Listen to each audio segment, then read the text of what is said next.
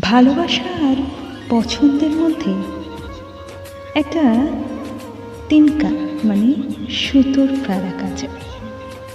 আসলে পছন্দ হলো কাউকে কাছে পাওয়া, ভালো লাগা সেটা, আর ভালোবাসা হলো যাকে পাবো না জেনেও মনের মধ্যে, তোমার হৃদয়ের মধ্যে তার জন্য জায়গা ফাঁকা করে রাখা, তাকে চিরতরে ভালোবেসে যাওয়াটা।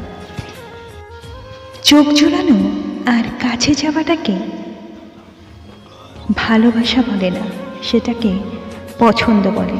সেটা ক্ষণিকের জন্য, একসময় সেটা ফুরিয়ে যায়। এটা হচ্ছে এক ধরনের জেদ। আর এই ভালোবাসার ফলে তাকে এক নজর দেখার জন্য সময় থামিয়ে দেওয়া, সেটাই হচ্ছে প্রকৃত ভালোবাসা।